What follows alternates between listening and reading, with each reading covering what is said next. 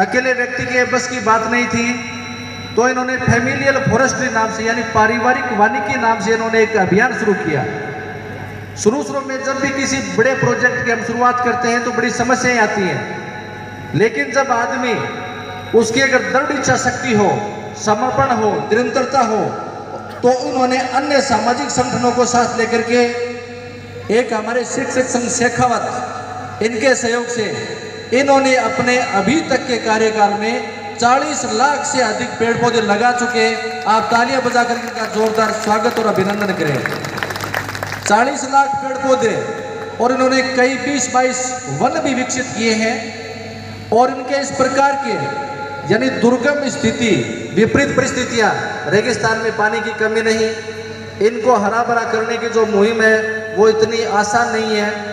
तो इस अभूतपूर्व कार्य के लिए जानी साहब को यूएनओ द्वारा यानी संयुक्त राष्ट्र संघ का जो सर्वोच्च पुरस्कार होता है भूमि संरक्षण और पर्यावरण के लिए, जिसको लैंड फॉर लाइफ बोला जाता है, और वो लैंड फॉर लाइफ पुरस्कार वो जानी साहब को दिया गया है। ये हमारे लिए बहुत बड़े गर्व का विषय है। तो हमें इस प्रकार की विभूतियां हमारे बीच में बैठी हैं, और इनके बारे में अगर मैं परिचय दूं तो ये सूरज को दीपक दिखाने जैसा होगा। परिचय देना नहीं पड़ता, लोगों के कर्म बोलते हैं, और उसी प्रकार के कर्म श्याम सुंदर जी जानी ने किए हैं। तो मैं आमंत्रित करूंगा कि श्याम सुंदर जी जानी उद्बोधन दें।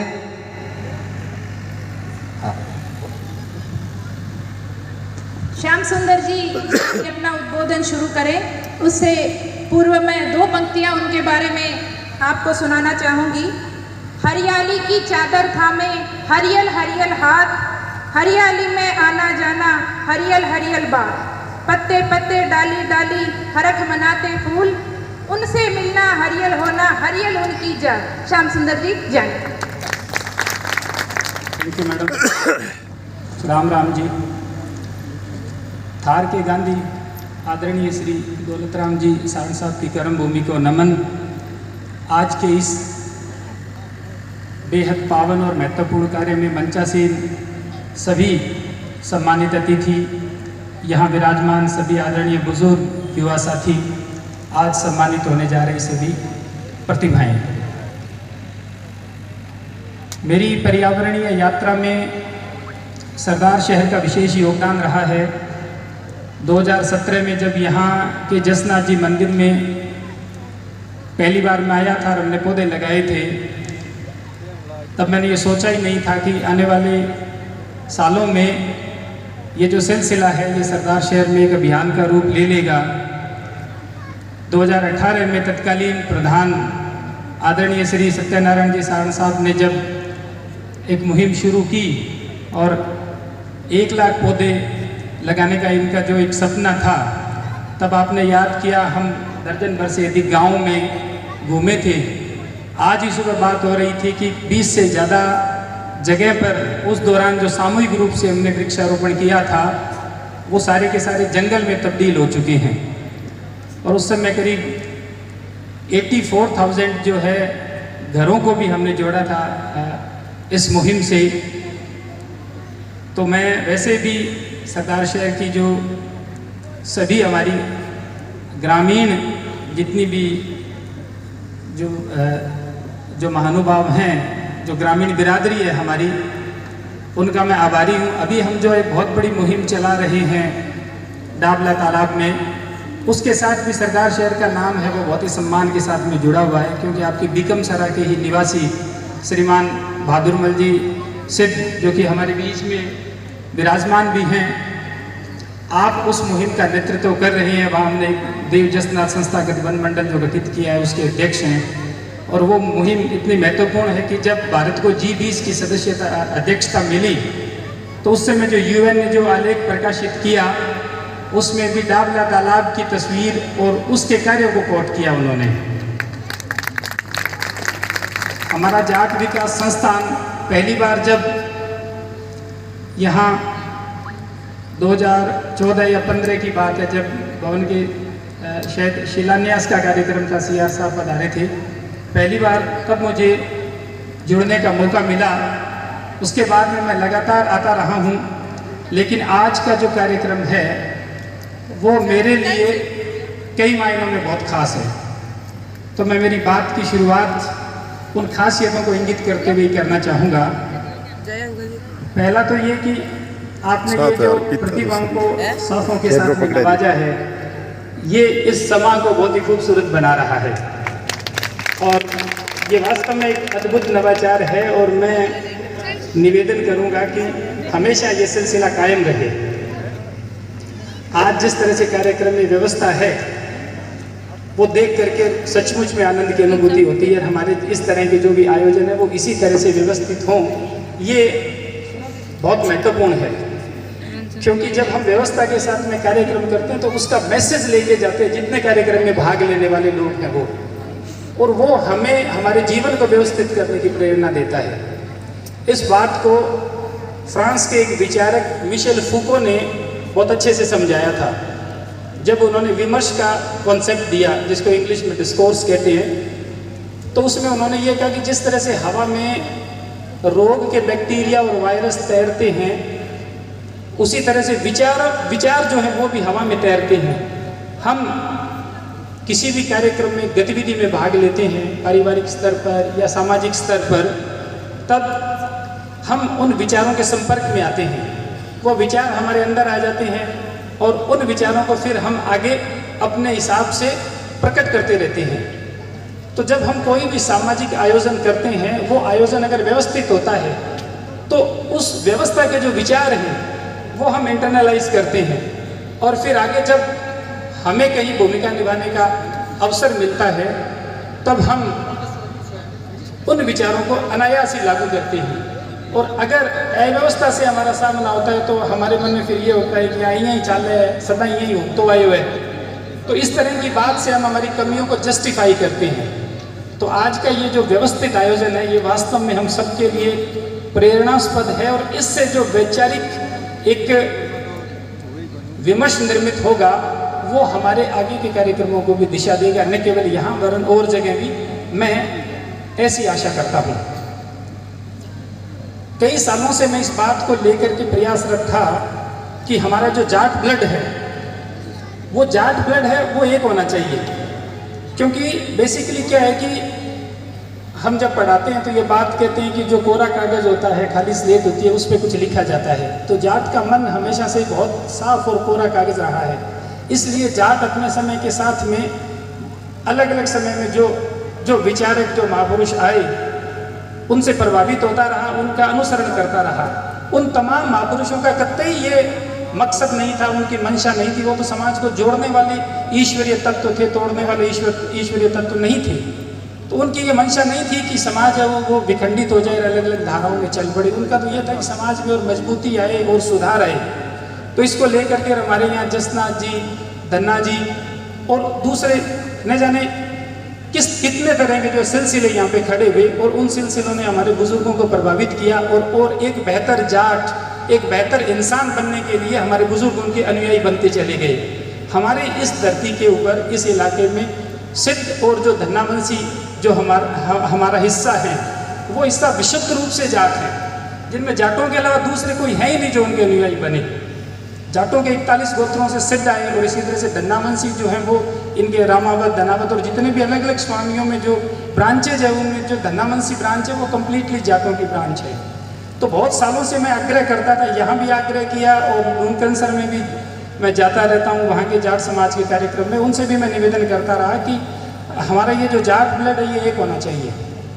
तो वो सिद्धांततः तो इसकी सहमति देते थे, लेकिन व्यवहार में वो चीज़ क्रियान्वित नहीं हो पाई। मैं बहुत आभारी हूँ जाट विकास परिषद सरदार सर और पूरी हमारी जो जाट सरदारी है लोनकरण सर की, कि इस बार इस आग्रह को आपने सिरे चढ़ाया है।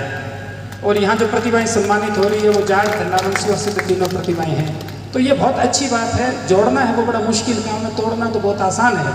भाई भाई आपस में 1 मिनट में लड़ करके और जीवन भर एक दूसरे से मुँह फेर लेते हैं, जोड़ने में बड़ा जोर आता है। तो ये जो जोड़ने की शुरुआत यहाँ से हुई है, ये शुरुआत भी बहुत मजबूत हो यहाँ भी और दूसरी जगह भी, इसकी भी मैं कामना करता हूँ। और इस बात ने मुझे आपका दिल से मुरीद बना दिया है। एक और जो बहुत ख़ास चीज़, जो कमी हमने रही है, वो ये रही है कि जब भी जागरण जब में होते हैं तब तो हमारे परिवार की महिलाएं थोक में वहाँ मिलती है, लेकिन बौद्धिक विमर्श होता है वहाँ पे हम कंजूसी कर जाते हैं, महिलाएं आती नहीं है, हम भी उनको प्रोत्साहित नहीं करते, जो पुरुष तबका है वो। लेकिन आपके इस कार्यक्रम में रेणु जी संचालन कर रही है, तो ये जो लीडरशिप देखने को मिल रही है ये बहुत अच्छी चीज़ है।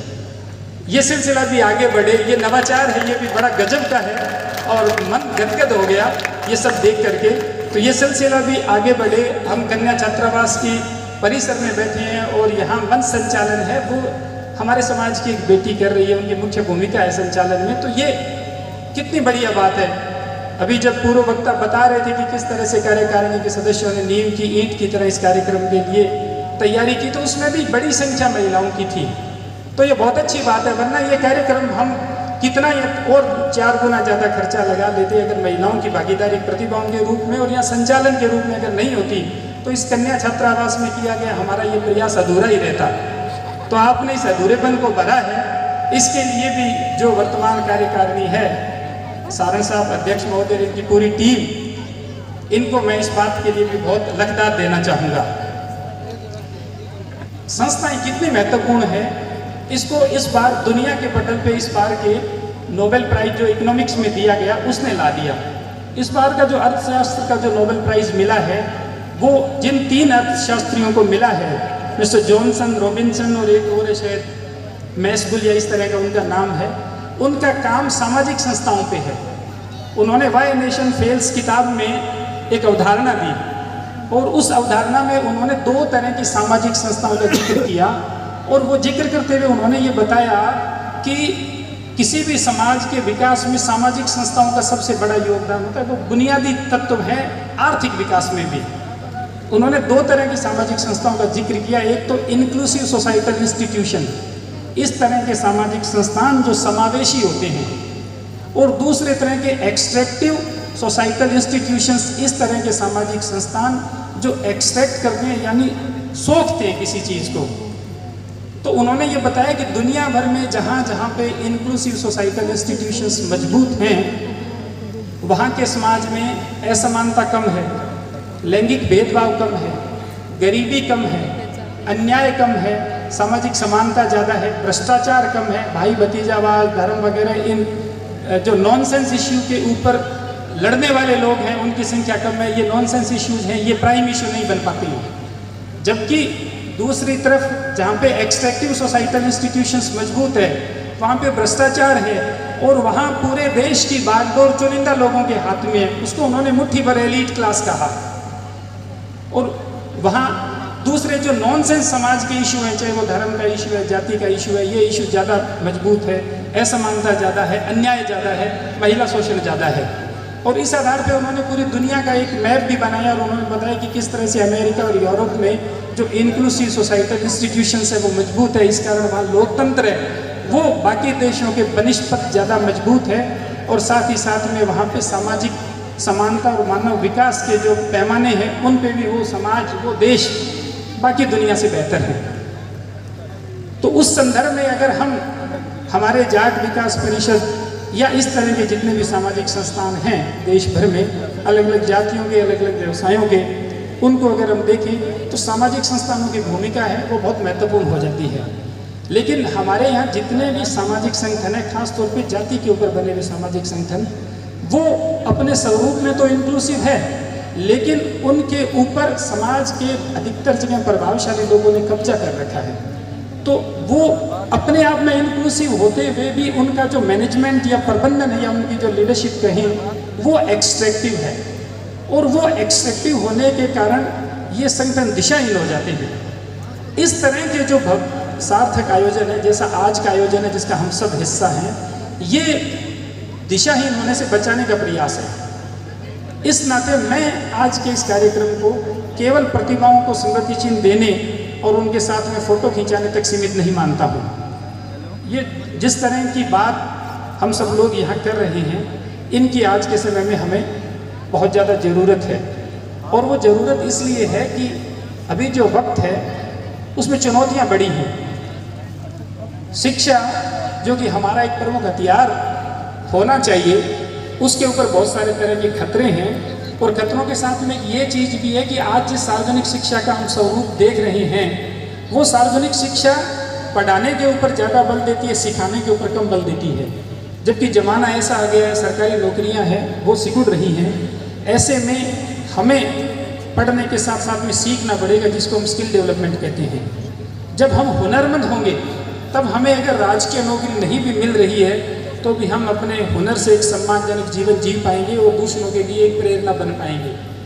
आज की तारीख में हम ये जो समझते हैं कि शिक्षा का मतलब सरकारी नौकरी लगना, ये गलत है। शिक्षा की दौड़ नौकरी लगने के साथ ही समाप्त हो जाती है और इसीलिए समाज उस दिशा में उतना विकसित नहीं हो पाता जितना कि उसे होना चाहिए। शिक्षा नागरिकता निर्माण की एक प्रक्रिया है। सा विद्या या विमुक्ते, या अंग्रेजी में कहें तो education liberates the human being. दोनों ही अर्थों में शिक्षा का मतलब है अंधकार से प्रकाश की तरफ ले जाना।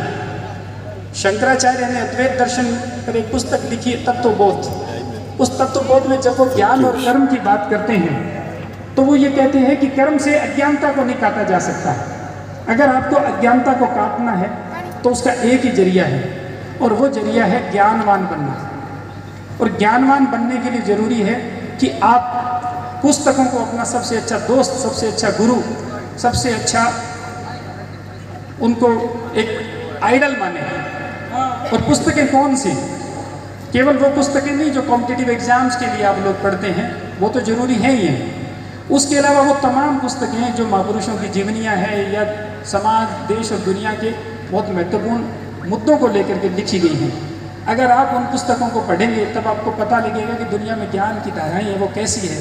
अभी एक पुस्तक चर्चा में है दुनिया में जिसका नाम है एंड ऑफ कॉग्निटिव एम्पायर, यानी कॉग्निशन का अर्थ होता है संज्ञान, बुद्धि के स्तर। ये किताब एक लैटिन अमेरिकन एपिस्टीमियोलॉजिस्ट है साउसा सेंटोस, उनकी लिखी हुई है।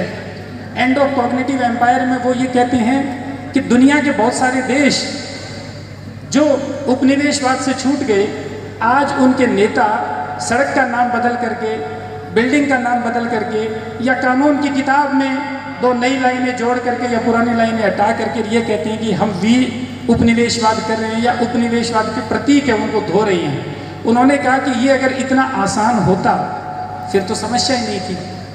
अपनी पुस्तक में साउसा सेंटोस ये कहते हैं कि समस्या ये नहीं है कि आपने कितनी सड़कों के नाम बदल दिए, कितने भवनों के नाम बदल दिए या कितने कानूनों के ऊपर आपने लाइन चला दी। असल समस्या ये है कि उपनिवेशवाद आपके दिमाग में बैठा है, संज्ञान के स्तर पे, बुद्धि के स्तर पे। वहाँ से आप उपनिवेशवाद को ख़त्म करोगे। End of cognitive empire, cognitive level के ऊपर जो एम्पायर है, उपनिवेशवाद है, उसका खात्मा कैसे हो, ये महत्वपूर्ण है और ये बड़ा मुश्किल है। ये मुश्किल क्यों है? ये मुश्किल इसलिए है कि दुनिया में अतार्किकता बढ़ती जा रही है। ज़रूरत तार्किक ढंग से सोचने की है। अब अगर हम हमारे हिंदुस्तान की बात करें तो हमारे यहाँ आप देखिए कि एक ज़बरदस्त बहस पड़ी हुई है धर्म को विज्ञान साबित करने की।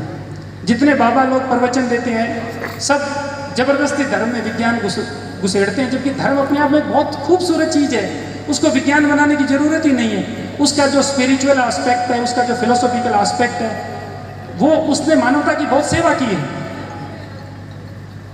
लेकिन वो ऐसे ऐसे ऊल जुलूल उदाहरण देते हैं जिन उदाहरणों को सुन करके हंसी आती है और करोड़ों करोड़ों की भीड़ जो है वो उन बाबाओं के चक्कर लगाती है। कोई समोसा खिला के कृपा बरसा रहा है, कोई रुमाल जो है वो राइट से लेफ्ट पॉकेट में डाल करके और बिखेर रहा है। और ऐसी स्थिति हो गई है कि सजा याफ्ता जो बाबाज हैं, सिर्फ आरोपी नहीं, जिनके आरोप सिद्ध हो गए हैं, उनको भी उनके प्रभाव को देखते हुए सरकारें हाथ खड़ा कर देती है, उनको छोड़ देती है।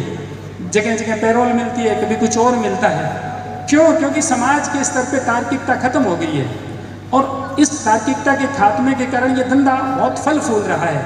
इसका कारण ये है कि किसी को भी कंफ्यूज करना, भ्रमित करना बहुत आसान है और किसी को भी समझाना बहुत मुश्किल है और ये लोग भरमाते हैं। हमारे गांव देहात में सदियों से सच्चे संतों की एक परंपरा रही है, जिनको बाबा जी कह करके चरणों में लौटते हैं तो आनंद आता है। आज वो सच्चे संत अप्रासंगिक हो गए हैं और टीवी पे और सोशल मीडिया पे बड़े बड़े ताम झाम पे लाखों VIP बाबा जो हैं उनका बोलबाला हो गया है। क्यों? क्योंकि तार्किकता जो है उसको हमने उठा करके फेंक दिया है। मंदिर भी हमारे लिए एक सुविधाजनक स्थान है जहाँ जाते हैं, आध्यात्मिकता का कोट पहनते हैं और बाहर निकलते ही छोड़ आते हैं। मेरी समझ में नहीं आता कि भगवान तो जीवन में है, हम मंदिर में ढूंढने क्यों जाते हैं? हमने धर्म की सबसे ज़्यादा जरूरत जीवन को है, हमने जीवन से निकाल दिया और मंदिर में डाल दिया और जवान का है महाराज अठी बैठे रहियो माने लोड़ को नहीं। इसीलिए जीवन से निकल गया और वहाँ हमने हमारा ही बनाई हुई चार दीवारी है उसमें वो फिट कर दिया है।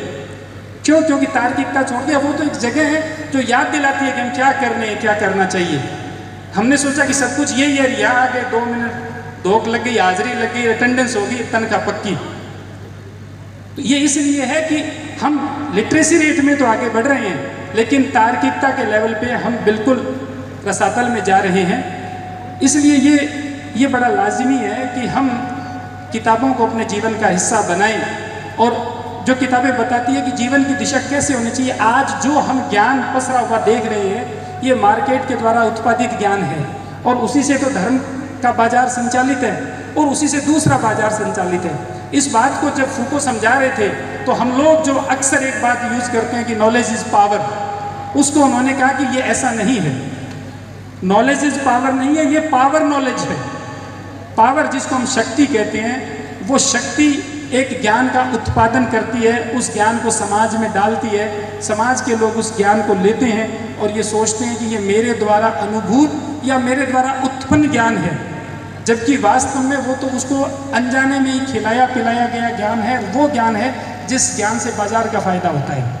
आज इस बाजार जनित ज्ञान ने इतना बड़ा संकट पैदा कर दिया है कि ग्लोबल वार्मिंग की एक समस्या हो गई है, जलवायु परिवर्तन की समस्या हो गई है। हम सब देख रहे हैं। अभी आप देखिए कि कितनी अच्छी बारिश थी, उसके हिसाब से जैसी फसलें होनी चाहिए थी वैसी फसलें नहीं है।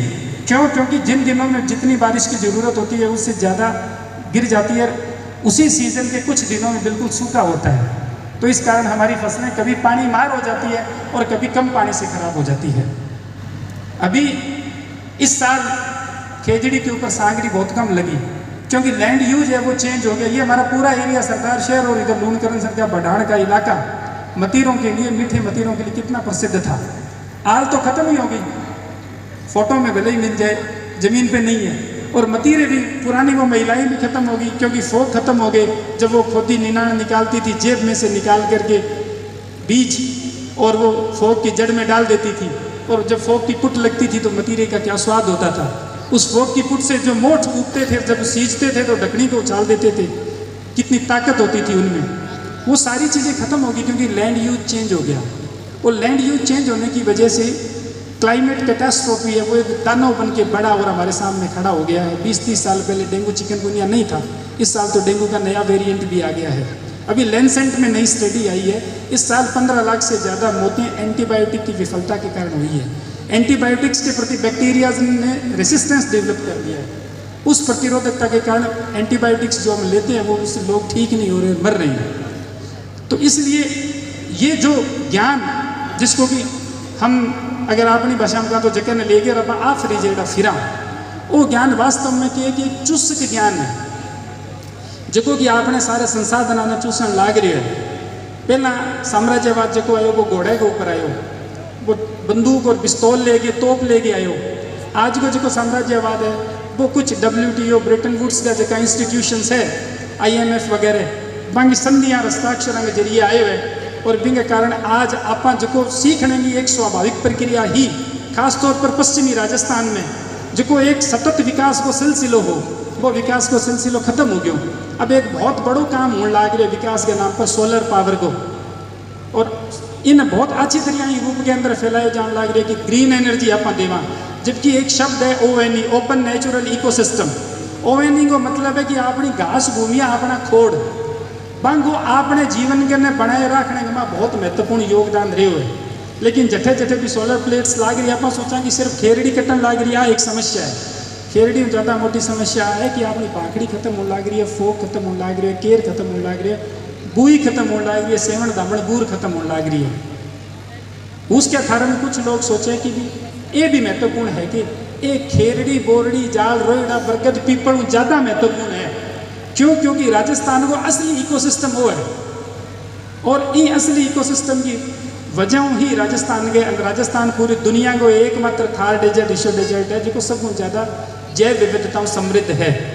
तो वो आपनो जो ओपन नेचुरल इकोसिस्टम है वो बर्बाद होने लग रही है। आने वाले सालों में 2000 के आसपास फिट के ऊपर आप पानी ने ले जा चुके हाँ। बहुत बड़ी चुनौती, क्योंकि मेरा विषय समाजशास्त्र है तो मैं ये चीज़ ने देख कर सोच के रिमाइंडर लगे कि जगह हाईवेज आप बनाया है, जगह आप विकास को प्रतिमान का ये सारा का सारा ड्रग पैडलिंग का नया जगह है वे केंद्र बनता जा रहे हैं, क्योंकि आगे ऊपर कोई चेकिंग को नहीं है। और जब वो अफगानिस्तान हो ओपीएम तैयार हो गया, म्यांमार, चूँकि ये जगह 2 देश जगह तानाशाही सिस्टम है, म्यांमार में और अफगानिस्तान में बहुत बड़ो खतरो है भारत के लिए। बटू तैयार हुए अफीम कोकीन हेरोइन म्यांमार जावर भी ट्रकर्स के जरिए आने लग रही है। पूरा अपनो वेस्टर्न राजस्थान बर्बाद हो गयो नशों। अपनी कौम जकी की आपके एक खास डीएनए के लिए नस्ल के लिए जकी एक प्रसिद्ध रही है, आज अपनी नस्ल के सामने भी बहुत बड़ो संकट है। और आने वाले टाइम के अंदर सोलर एनर्जी आपने प्राकृतिक पर्यावरण में नष्ट करने को एक बहुत बड़ो कारण साबित होगी। और यहाँ ही जबकि ये आपने जितना हाईवेज बने ये हाईवेज आने वाले टाइम के में ड्रग पेडलिंग को एक बहुत पोटेंशियल रिसोर्स के रूप के अंदर डेवलप हो जाएगा अगर आप लोग सतर्क नहीं हुआ तो। ठीक यहाँ ही एक विकास को पैमाना जोड़ा पक्का करने की जिकी होड़ है गामा गमा, वो बड़ो दुर्भाग्य है कि एक जो इतना महत्वपूर्ण इकोसिस्टम को हिस्सों है वो डेजर्ट के माँ भारत सरकार और प्रदेश की सरकार चाहे वह किसी पार्टी की हो, बिंगी बात जिम्मेदारी एक ग्राम सेवक ने दे के छोड़ दी। और बे लेवल के ऊपर जगह इकोलॉजिकली साउंड इकोनी या पंचायत समिति और जिला परिषद का जेईएन जगह एनवायरमेंट ने कभी पड़ी इकोनी जितना जोड़ा अपना सैकड़ों साल हूँ बंग तले के अंदर पानी को नहीं चुस्तो बन सारा ने पक्का करके बंग तड़ो नाश कर दियो, बंग अंदर कोई डेटर काच हो कोई प्रजनन कौन कर सके ई खतरी बंग अंदर जो पानी है वो सारो सड़ गयो। इस संबंध में एक केस नालंदा को एक कोई पर्यावरणविद लगाया तो सुप्रीम कोर्ट भी ऊपर एक गंभीर टिप्पणी करी। थारे अठे बिल्लियों ने छोड़ कर कोई जोड़ो कौन जगह 12 महीना पानी रहे और पहला कितने जोड़ा अंदर 12 महीना पानी रहे। तो मैं लारे 3-4 साल पहले डीसी साहब लेके गया बैठे ही बताया कि पक्को करने की योजना में कि वो काम ना कर दियो वो जगह स्वरूप में है भी स्वरूप के अंदर ही जो लुक्सा को जोड़ो है बिल्लियों के माँ जगह स्वरूप में है भी स्वरूप में ही रखो। तो ये जो सारी चीज़ें आपने कहने जो एक 500,000 सालों को जो है एक बहुत खराब बात है कि एजुकेशनल इंस्टीट्यूट्स में जब जाट ने इंट्रोड्यूस करायो जावे। आजकल तो जाट बोला हो गया जना बात कौन करे। कई साल पहले जब कोई जाट जो थोड़ा सो ठीक हूँ तो जना लोग इंट्रोड्यूस कराता कि he is a Jat with brain, यानी ये दिमाग के साथ जाट है। जना एक बार मेरे भी सहयोग पड़े मैं जो भाई जी शाबाशी दियो गाल काटो भी जाट विथ ब्रेन ही मतलब जाट ब्रेनलेस वे यदि फेंकने लग रहे कि वो जाट है ब्रेन के साके मतलब जाट के कहने कौन ही वे यदि थे 16 दुनिया को। जबकि मेरो मानना है कि जाट दुनिया की बा कौम है जबकि खेती करनी सिखाई, माचो बननो, डेरियो काटनो और बहुत सारा सांगरी है, चाहे आपने खेलरी है, चाहे और दूसरा बड़ी पापड़ है, बहुत सारी चीज़ें ने कि बिना प्रिजर्वेटिव के साल 2-2 साल 3-3 साल आप किया रख सका। तो बहुत सारी चीज़ें बहुत सारा हुनर दुनिया ने जाट कौम सिखाया। और प्रकृति के साथ अपनो एक बहुत खूबसूरत तालमेल हो, लेकिन पश्चिम जनित जको ज्ञान है जको ज्ञान आज एजुकेशनल इंस्टीट्यूट्स में आप परोसा बड़ ज्ञान 500-700 साल की जिकी 1000 साल की समृद्ध परंपरा है भी परंपरा ने कम्प्लीटली डिस्टर्ब कर दी। कारण अपना जो बुजुर्ग है वे भी आज अपने लिए इरेलीवेंट अप्रासंगिक हो गया। और जी तकनीक ने अपना विकास को जरिए बतावा बा तकनीक ही अपने जरिए अपने नुकसान कराने लग रही है। तो आप जी खासकर युवा पीढ़ी है बा पहलवान के बारे में सोचे और जिये थे जॉब लागो बिन बाद में थारा 2-3-4 घंटा रोज जीता थे देश को भी डेडिकेट करो गिव बैक करने के लिए समाज ने छोटे बहन भाइयों ने पढ़ाओ जगह कने संसाधन कोनी बने थे रिसोर्सेज दो। क्योंकि आदमी डाब तो डाम के अलावा की चीज़ में आवे कोनी तो ना सोचो कि मैं 4 रुपया इन्हें दे दूँ तो मेरे कन कम ऊँची सी, क्योंकि आपने कन कम तो सदा ही रहसी देशा तो भी नए देशा तो भी, क्योंकि दाप कमी दूर वे दाप आवे कौन जन कमी रहनी है। तो एक हिस्सों डेडिकेट करो समाज के आपका दूसरा बहन भाई ला रहे हैं मन आगे लाने के लिए। और सागे पढ़ के बौद्धिक क्रांति की बौद्धिक करवट की जरूरत है देश ने। और पिछले कई सैकड़ों सालों के अंदर अपने समाज के अंदर बौद्धिक चेतना जागृत करने वाला लोग है, खासकर भगत सिंह जी के बाद में वो सिलसिलो जो कमजोर पड़ गयो। तो यो पहला जगह है चाहे जसनाथ जी आ धन्ना भगत आ वहाँ बौद्धिक चेतना फैलाने को एक काम करें। अब वापिस जरूरत है कि आप सारा अपने स्तर के ऊपर आपने जी की बौद्धिकता है बिन आप आगे बढ़ावा और समाज का जगह बुजुर्ग है 60-70 साल का भी वो ना समझो कि थारे जीवन को अब काम सिर्फ ताश खेलना है। 60-70 साल को जो थारा का अनुभव है भी अनुभव की माना सारा ने मारो छोटा टावरा ने और ज़्यादा ज़रूरत है। ये पर एक छोटी सी बात के अगर मैं मेरी वाणी में विराम दूंगा। एक बाप और बेटो आप दोनों एक दूसरों बहुत मोह राखता मुंह देख के रोटी जीनता जना एक बारात जानी बारात में शर्त आई कि कोई बूढ़ियों पहुंच जावे जना बंग बड़ी समस्या होगी। पहला बारात उल्टा पर जाऊँगी 2-4 दिन जान में लागता 2-4 दिन रुकता 2-4 दिन आने में जन 10-12 दिन को कार्यक्रम है आप तो मरता मर्जी सा भूखूँ तो क्या करा जना बाप क्यों यहाँ कर दूँ ऊँट पर छाती गाल ले और छाती गाल के एक पास तो छाती मन बिठान ले एक पास की लोटड़ी गाल ले पानी की जो कोई एक तो बैलेंस बन जी और साके कोई पूछे जन के है कि भाई लोटड़ी है जना मैं डकीज भी जाऊंगा। बात समझ में आएगी छोरे के बाबे ने छाती में गाल ली और एक पास लोटड़ी गाल ली चाल पड़ा। 1-1.5 दिन को सफ़र में तय करो सड़क वगैरह ये सब तो होती को नहीं बहुत तकड़ी काली पीड़ी आंधी आई और जो रास्ता है वो एक में एक हो गयो जना वे सारा बड़ा चिंतित हो गया कि मरा दिया अब तो जो रास्ता तो अपन तो भटक गया मार्ग का चिन्ह सारा मिट गया और लारला जठू आया बिंगो ठा को आगे जाने बिंगो ठा को तो सारा अपन तो खुरड़ा खोदर मरसिया है जना एक जने क्यों क्या कि वो जो निर्णय हो कि बूढ़ियों बारात में नए वे वो बड़ो गलत निर्णय हो और जे अब कोई बूढ़ियों बार नहीं तो अपन बचा लिया जना वो छोरो है सीख बोले बूढ़ियों तो है गठे बूढ़ियों तो छाटी कमाए फिर छाटी में क्या करे 12 काट जना दबा दे बाबे ने 12 काट्यो जना बट बाबे के भी पहला तो सारा जगह लोटड़ी है आग में पानी है जो वोट गिला कर लियो सारा और बिंग बाद में अपने टोले में देखो कोई सजी गएड़ी सांड है के बात ढूंढो जन एक सजी गएड़ी सांड कोई की बराती कर नहीं क्या हाँ जी मेरे करने तो क्या बिन किए कि आगे आके कर दो आपके टोड़ी है कि रखो सागी पका पुठा काम ले जी सी तो बेसागी पका पुठा काम उठ गया सगड़ा बच गया। तो आ किए कि आपने बुजुर्गों की शक्ति है तो आज ही तकनीक के जमाने में बन चाहे मोबाइल चलाना नया आवे बन अंग्रेजी का टप्पा नया आवे हिंदी भी बोलनी नया आवे लेकिन बंग करने जो कोई ज्ञान है वो बहुत शानदार है। तो कभी बना अंडर एस्टिमेट नहीं करना मैं युवा ने जी ये निवेदन करना चाहूँ और बूढ़िया भी आपकी भूमिका ने सिर्फ ताश तक के सीमित ना करो असल जो थारे लिए सब बढ़ो कि जाट होने को मतलब है कर्म कर लो। एक जगह रिश्ते के लिए क्या यहाँ क्यों क्या कि जी मारी छोरी तो पोटा कौन रेडे किया कि जी पढ़े जन में क्योंकि पढ़ाई में चौरंगी थोड़ी ऊँची है कि भी पांगली होगी पढ़े जना कोई नई तकनीक बना ले पोटा रेडने की जाट को मतलब है कि जाट ने प्रकृति पैदा ही काम करने के लिए करी है चाहे वो जाट को बेटो हो या बेटी हो तो हमेशा ही कर्म करना है। तो बुजुर्ग भी थे मानो कि थे अगर सही शिक्षा दे रहे हो थारे पोते दो ही ताने और समाज के बच्चा ने तो सारा नान जगह तीर्थ है भी सारा हो गया और अगर बाकी तरफ ध्यान नहीं है तो कितना ही नान तीर्थ कर लो बे अधूरा रहेगा।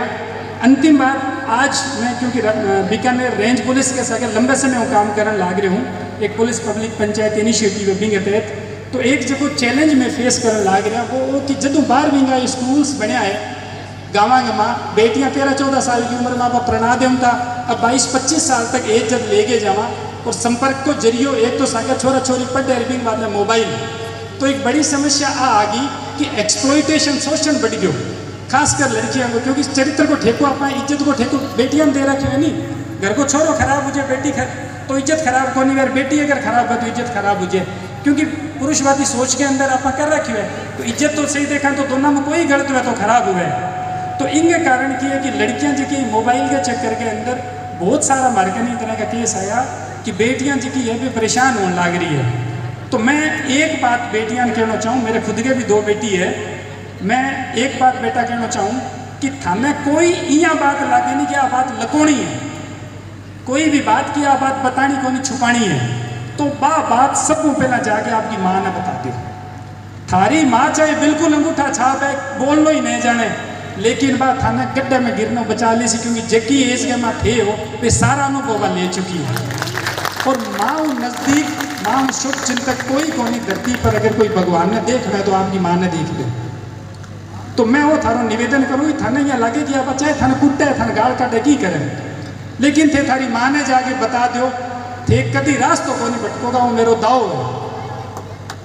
तो एक बात मैं थान लगे कि मेरी बात की वैल्यू करनी चाहिए, तो एक बात की थे वैल्यू कर लो, क्योंकि इनकी बहुत ज़रूरत है। थे अगर थारी जगह सही रेशियो यदि थारे जीवन को मायनो है नहीं तो बेटा ये तरह की घटनाओं में डेंट आ जाए, फिर ते कितनी अचीवमेंट हासिल कर लो थाने जीवन के अंदर एक कालजे के अंदर जीसो रो कोनी बैठो।